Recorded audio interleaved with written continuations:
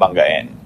Siguro dahil sa yabang, yung iba sinasabi, prinsipyo, pero prinsipyo man dapat may timing yan. Hindi ka pwedeng sugod ng sugod. Hindi pwede na kahit padere binabangga mo, dahil kahit mo yung mabangasan yung padere, sigurado ikaw ay makakaroon din ng pasa. Acts 27:14-15, before very long, a wind of hurricane force, called the Northeaster, swept down from the island. The ship was caught by the storm and could not head into the wind, so we gave way to it and were driven along. Yan ang sinasabi ng mga misyonero naglalakbay. Kahit misyonero ng Diyos, kahit Diyos ang nagpapadala sa kanila sa misyon, sila may naaanod at nadadali ng malakas na hangin. Kaya marunong din sila dapat sumilong at ipagpaliban, maging ang misyon kung may bagyo. Hindi mo pinagbababangga ang hindi mo dapat banggain. Jonah 1:12-13, nung napakalakas ng bagyo, at halos ay lumubog ang barkong sinasakyan nila dahil siya ay lumalayo sa inuutos ng Diyos. Sabi niya, pick me up and throw me into the sea. He replied, and it will become calm. I know that it is my fault that this great storm has come upon you. Instead, the men did their best to row back to the land, but they could not, for the sea grew even wilder than before. Lumalaban sila sa makapangyarihan, kahit anong pagsagwan ang gawin nila, hindi nila madala sa pangpang ang kanilang sasakyang dagat, sapagkat lumalaban sa force. Able captains and able sailors use, not fight, the wind. Acts 27:13, when a gentle south wind began to blow, they thought that they had obtained what they wanted, so they weighed anchor and sailed along the shore to Crete. Ito na naman, mga lingkod ng Panginoon, pero pati ang batas ng kalikasan ay sinusunod at iginagalang, at nung tama na ang panahon, noon lang sila uli-muling naglakbay. Make peace with power. Make peace with the powerful. Make peace with those who have power over you. Kahit sa mga opisina, yung mga executive na lagi may problema, bumabangga sa mas matataas sa kanila. Maliban na ikaw may-ari ng kumpanya, kung pinagagagawa yun. Kasi walang mangyayari sa buhay mo dahil lahat ng lakas ng kalaban mo ay gagamitin para kasirain. Luke 14:31-32, or suppose a king is about to go to war against another king. Will he not first sit down and consider whether he is able with 10,000 men to oppose the one coming against him with 20,000? If he is not able, he will send a delegation, while the other is still a long way off and will ask for terms of peace. Maging sa giyera daw po ay tinitingnan ng mahusay na leader kung kaya niyang labanan yung kanilang haharapin. At kung talo talaga sa bilang pa lang at sa lahat ng kagamitan, hindi na siya susugod sa labanan, makikipagkasundo na. He will send an embassy and ask for peace. What will you get for fighting your superior? Mga bata, mga anak, anong mapapalaan yung labanan ng inyong sariling magulang? Banggain ang mga sarili niyong tito at tita, ang inyong mga ate. Mga tinutulungan, paano mapapalaan yung binabangga niyo yung tumutulong sa inyo? At kung kayo man ay may tindahan, anong mapapalaan yung awayin yung customer niyo na siya namang tunay niyong amo? Sapagkat pag hindi niya tinangkilik ang inyong tindahan o negosyo, ay wala kayong kikitain. Walang mapapala ang taong bumabangga sa mas may kapangyarihan. Kaya dapat iniisip yan maaga pa lang. Una, yung may kapangyarihan na binabangga mo, gagamitin niya yung lakas para laban sa'yo. Pero kung siya'y kaibigan mo, lahat ng lakas niya gagamitin niya para katulungan. So hindi mo na kailangan maging banal para isipin ng mga bagay na yan. Maging matalino ka lang, hindi mo lalabanan ang makapangyarihan. Use power to your advantage. So Romans 13:3-5, even the power of those who are above us. For rulers hold no terror for those who do right, but for those who do wrong. Do you want to be free from fear of the one in authority? Then do what is right, and he will commend you. For he is God's servant to do you good. But if you do wrong, be afraid. For he does not bear the sword for nothing. He is God's servant, an agent of wrath to bring punishment on the wrongdoer. Therefore, it is necessary to submit to the authorities, not only because of possible punishment, but also because of conscience. So, merong may otoridad, sumunod ka. May patakaran, sundin mo. Hindi papasok ka sa isang kumpanya, gusto mo labagin lahat ng mga patakaran. Papasok ka sa isang paaralan, ayaw mong sundin ang mga alituntunin doon. Bakit ka pa nagpunta? Sasayangin mo ang lakas mo na bumabangga sa hindi mo kayang itumba. And very importantly, you want a peaceful life, be at peace with God. The ultimate power. Lahat naman ng power ng tao ay pahiram lang ng Diyos. Ang Diyos ang tunay na makapangyarihan. So ano mangyayari sa'yo kung nagtatampo ka sa Diyos, nagagalit ka sa Diyos, nagdadabog ka sa Diyos, nagwo-walk out ka sa Diyos? Wala kang panalo doon. Masasaktan ka lang, mahihirapan, at pag hindi mo na kaya, susuko ka rin. It's useless. Romans 5:1, therefore, since we have been justified through faith, we have peace with God through our Lord Jesus Christ. So meron na tayong peace with God. Ang ginagawa lang ng tao, sinisira yun kaya kuminsan nawawala yung peace. Then magre-repent, magbabalik loob, bumabalik ulit yung peace. Because peace in life is directly proportionate to our closeness to God. And of course, it is most useless to fight God. Walang nananalo sa hangin. Sa Diyos pa kaya. Isa pa po na dapat nating tandaan para magkaroon ng tahimik na buhay, do not be number one. Do not be the first. Gusto mo lagi kang first sa competition, gusto lagi kang first sa lahat ng contest, first sa lahat ng bagay, siguradong hindi tatahimik ang iyong buhay. Sapagkat ubod ng hirap maging first. At kung sakali man na naging first ka, lalong mahirap manatiling first. At maging si Jose Rizal sa No Limitang Jerez sa pamamagitan ng bibig ni Filosofo Tasio, sabi niya, ang pinakamatatayog na puno ang tinatamaan ng kidlat. Mahirap talaga yung number one. Tama na yung number 2 ka, number 3, huwag ka lang naman kulelat. Pero yung number 1, napakahirap niya sa buhay. Nakikita niyo yung mga magulang na pinagsisiksikan ng mga anak na lagi maging number 1, halos wala nang life yung children nila. Lagi na lamang puro pagsisika, pag-aaral, puro susulog ng kilay, puro subsob sa pag-aaral, hindi na naging child yung child. Pero first. At dahil first ka, laging merong threat na maging second, lagi ka ngayong nakabantay, lagi ka ngayong hindi relax sa buhay. So is it worth it? After all, nobody will remember that you are first. Kahit ka nga maging Miss Philippines, Miss Universe, after 1 year, ang tawag na sa'yo, former beauty queen. Tapos na. Hindi ngayon, kung natural na natural, wala kang kahirap-hirap, nanalo ka, di bale. Pero yung sinagasaan mo na lahat ng tao, binangga mo na lahat ng bagay, hindi ka na nagkaroon ng kasiyahan, tapos para ka lang maging number 1, so what? Nobody likes number 1 people. Meron bang may gusto sa mga number 1? Kinakaingitan lang yan, kinakainisan. At pilit ginigiba ng mga tao, so it's really pointless. It is difficult to get there, and it's more difficult to stay there. Being first attracts much envy. Mga kapatid, mga kaibigan, sikapin ninyo na di kayo kainggitan ng sino man. Sapagkat napakahirap na kayo ang pinupuntahan ng inggit ng sino man. Ang inggit ay napakalaking kapangyarihan at ito'y nakasisira sa kinainggitan man. Bagamat mas nakakasira sa naiinggit. So ang tao talagang naghahanap ng katahimikan sa buhay, hindi niya, sinisikap niya huwag masyadong mapansin. Huwag masyadong maging controversial at huwag makainggitan sapagkat mahirap yung kinakainggitan. Envy is terrible energy. Envy is a terrible enemy. So do not be the object of envy. Do not be the object of jealousy. It means, don't try to be number 1. Well, as I said, if you could be number 1 effortlessly, then it happens naturally. Wala kang magagawa. Talagang likas ka number 1. Pero para patayin mo ang sarili mo, para kainggitan ka lang ng iba kung lumaon at sirain kang pilit, para ano? Sayang lang. Nakita niyo si Joseph, the dreamer, paborito ng tatay niya, nakakainis na mga kapatid. Ano nangyari? Itinapon sa balon, ibinenta bilang alipin. Nasa Genesis 37 yan. So, while you don't want to be the first, do not be the last. Do not be the least. Wala ka rin katahimikan pagka ikaw yung kulelat. Kasi ikaw naman yung aapihin ng lahat. Ezekiel 22:29, the people of the land practice extortion and commit robbery. They oppress the poor and needy and mistreat the alien, denying them justice. So, hindi naman dapat mangyari sa'yo yon. Dapat may katuturan naman na yung buhay, may accomplishment ka, bagamat di ka number 1, pero meron ka namang papel sa buhay, kaya hindi ka naman kakawawain ng kapwa mo. Dahil mahirap ding magkaroon ng kapayapaan kung ikaw yung kulelat, kung ikaw yung api. You want peace in life? Set your own personal rules and standards in your life.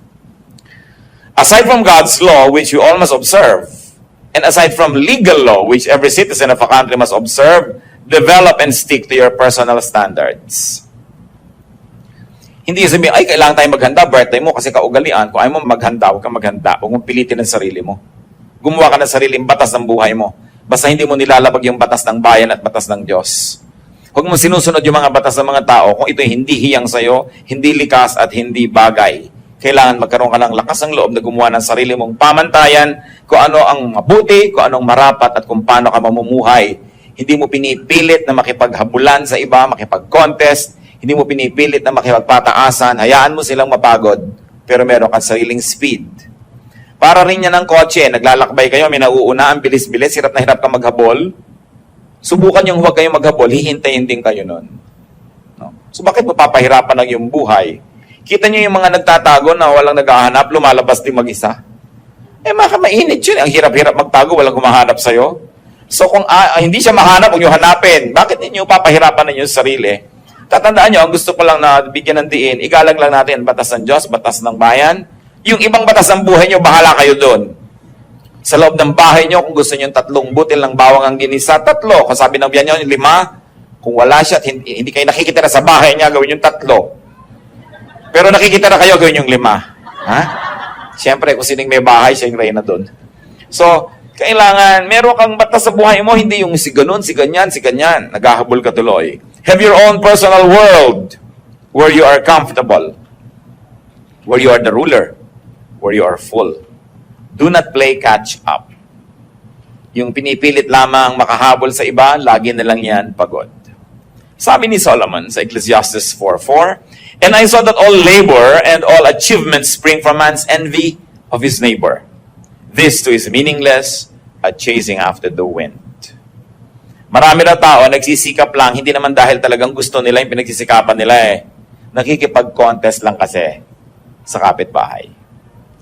So nagpapalakihan ng bahay na ipinapagawa, kaya walang tigil ng kahihingi doon sa OFW na kamag-anak. Nagpapalakihan ng TV, nagpapalakasan ng sound system, no? Nagpapagandahan ng cellphone. Sabi, maraming ginagawa ang tao, hindi dahil talagang gusto niya, meron lang siyang ka-contest.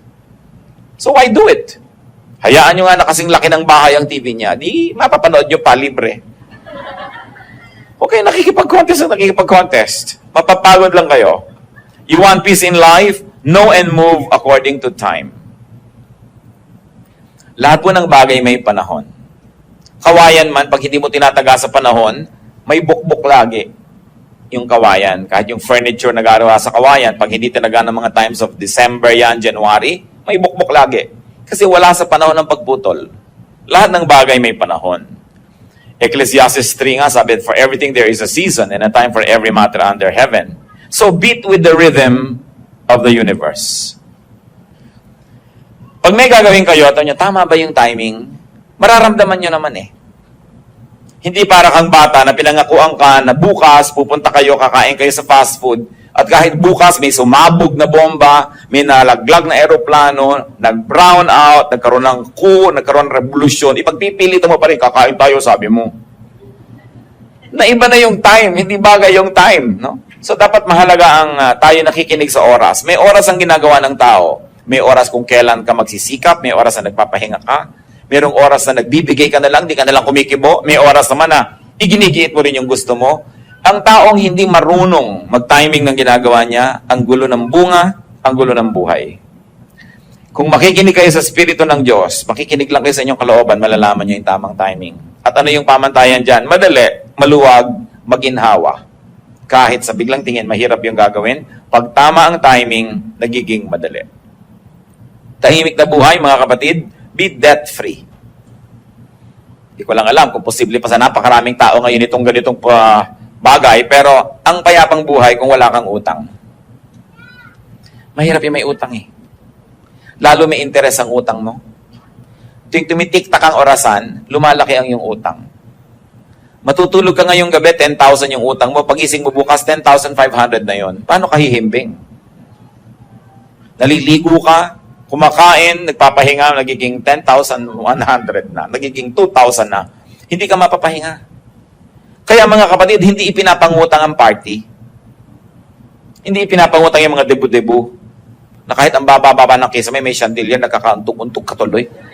Mga klaseng dramang bukid dyan. Mga dramang third world. Yung pinipilit kay laki-laking hagdan, ang liit naman ng bahay. Ang liit-liit ng sala, mga upuan, pangkaharian ng mga reyna ang mga upuan. This is not fitting. Kung minsan ang tao hindi namumuhay ng ayon sa kanyang kaya, nagkakautang-utang tuloy. No? Pinipilit magpaaral sa sobrang mamahal ng mga paaralan, hindi naman kaya, anong magagawa mo? Kakanda-utang-utang ka. Although, yung pagpapaaral naman is good investment. Hindi katulad ng mga party-party lang o mga handa-handaan lang. Romans 13:7-8, give everyone what you owe him. Let no debt remain outstanding. So kung nagkautang ka na, bayaran. At kung hindi pa kayang bayaran, pumunta ka sa pinagkakautangan, tanggapin mong may utang ka at sabihin mong magbabayad din ako. Balang araw. So, mahirap yung may utang ka, tapos andyan yung pinagkakautangan mo, tapos nagpapanggap kang nalimutan mo yung utang mo, hindi ka mapakali at siya din hirap na hirap. Hindi ka magkakaroon ng katahimikan. Kaya, una, iwasan magkautang at kung meron na, sikapang babayaran yan. Kung hindi pa po kayang bayaran, lagi lamang i-acknowledge. Kasi kung minsan naman, yung pinagkakautangan natin, yun lang ang gusto madinig na hindi mo tatakbuhan, na hindi mo nalilimutan. Kasi kung minsan pinaparusahan natin yung tumulong sa atin eh. Pinautang ka nung nangangailangan ka at nung oras na magbayad, siya ngayon itong nakikiramdam, nalimutan kaya. This is not how you deal with people who help you. No? Hindi ka magkakaroon ng kapayapaan. At mga kapatid, isa pa ito, very biblical, don't be a guarantor. Yung mangungutang siya, ikaw magagaranti. Pag tumakbo siya, ikaw nga habulin. Paano ka matatahimik nun? Sasabihin nyo, kasi masisira ang pagkakaibigan namin pag hindi ako nag-guarantee.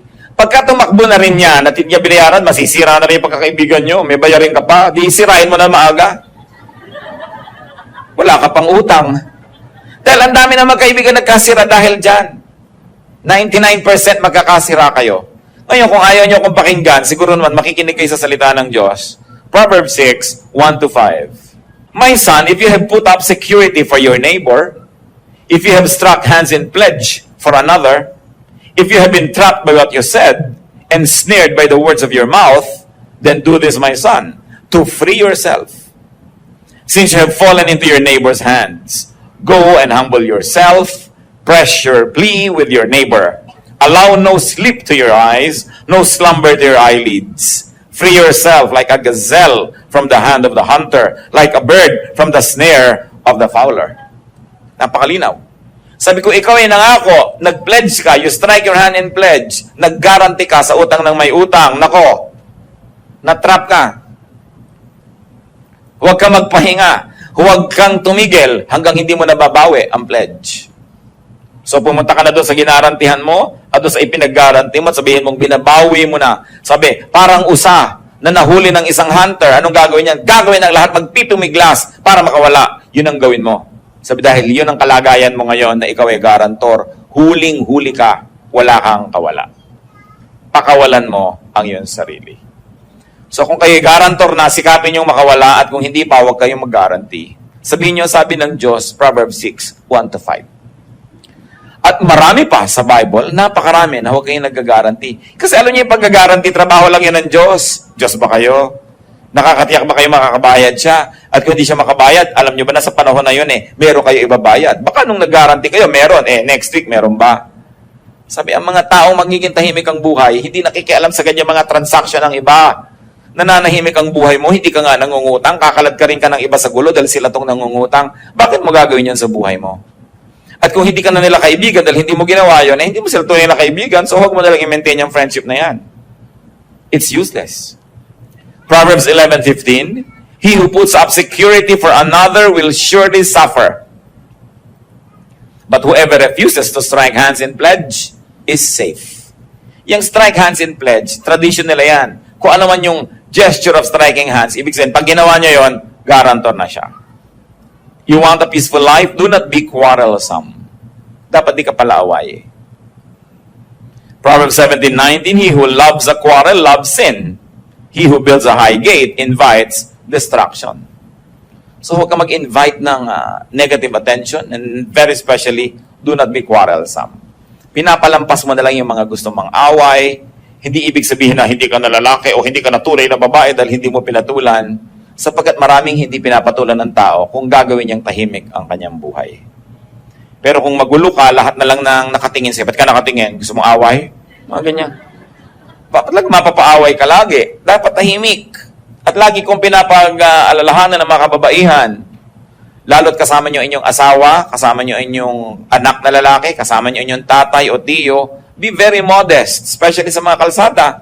Kasi pag may biglang kumalabit sa inyo, at may biglang dumakma sa inyo, ipapasubo nyo yung inyong menfolk na ipagtanggol ang inyong dangal at siya mapatay pat masaksak ng iba dahil kembot kayo ng kembot sa kalsada.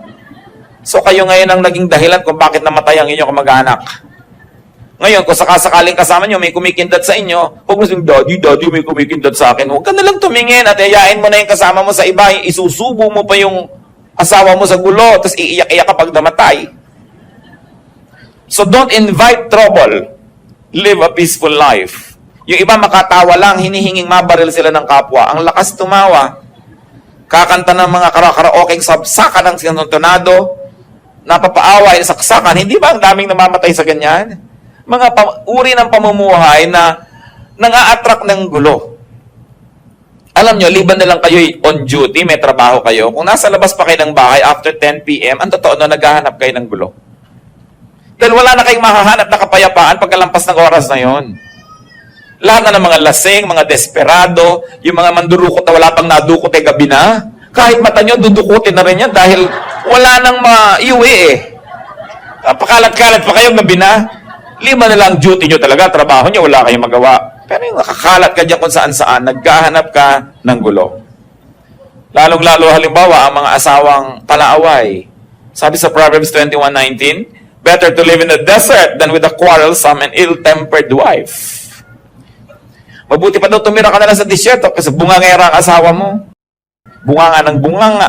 Ang tahimik, ba't di ka sumagot? Ba't di ka sumagot? Pag sumagot ka naman, aawayin ka lalo. No? Kaya minsan, nabaril mo bigla, nakulong ka patuloy. Sabi, dapat tahimik ang buhay. Alam nyo, ang nakakapagtaka, mga kapatid, yung mga mag-asawa na mahigit ng 3-5 years na mag-asawa, tas away pa rin ang away. Hindi na ba kayo matututo? Hindi na ba kayo matututong makisama sa inyong asawa, makitungo? Hindi nyo na ba alam kung kailan kayo dapat kumibo at hindi? Hindi nyo na ba alam kung kailan kayo dapat magbigay? Yung ano ba yung bagay na hindi niya isusuko, so ibigay nyo na lang? At yung bagay na hindi niya naman isusuko, ibigay niya sa inyo? Pagka more than 5 years na kayo mag-asawa at hindi pa kayo tumitil magbangayan, maghiwalay na kayo. Wala kayong pag-asa. Ngayon, kung ayaw nyo maghiwalay ng todo, gawan nyo ng paraan yan, ayusin yung buhay nyo. Dahil alam nga naman, hanggang tumanda kayo, awayan kayo ng awayan. Alam nyo ba yung hirap ng loob ng mga anak pag nag-aaway ang mga magulang? Lalo mga maliliit pang bata, akala nila maghihiwalay forever. Hindi naman nila kasi alam ang mga trabaho ng matatanda. No? Akala nila magigiba na yung pamilya nila. Sobrang insecurity. Kaya sinasabi ko yan, siguro first 2-3 years, nag-a-adjust pa kayo sa isa't isa, nag-aaway kayo. Pero kung hanggang 5, 7, 10 years, ang pinag-aawayan nyo pa rin kung gaano dapat ka-asim ang sinigang, magsigang kayo ng dalawa. Pinag-aawayan nyo pa rin kung anong papanoorin nyo sa TV, magdalawa kayo ng TV o magbigayan kayo. Pinag-aawayan nyo kung electric fan ba, tatama sa inyo o hindi. Sa kisame ba o sa inyo? Gaano kalayo, kalamig ba dapat ang aircon kung meron kayong ganun? Kung pinag-aawayan nyo pa yon, I'm sure that you are not making any effort at all to adjust. Pinagkikiitan nyo inyong sarili, ganun din ang ginagawa ng kapwa, hindi na kayo tatahimik pa. You want a peaceful life? Like transcontinental trains, don't stop at every station. Dapat may pinapalampas. Maraming pinapalampas. Another way to have peace in life, be free from needless attachments. Sabi ng 1 Peter 2:16, live as free men. Huwag kayong magpaalipin sa maraming bagay. Yung hulugan, alipin ka niyan eh. Dami mong babayaran, no? Mga bisyo, naalipin ka niyan. Yung sali ka ng sali sa gulo ng iba, na-involve ka.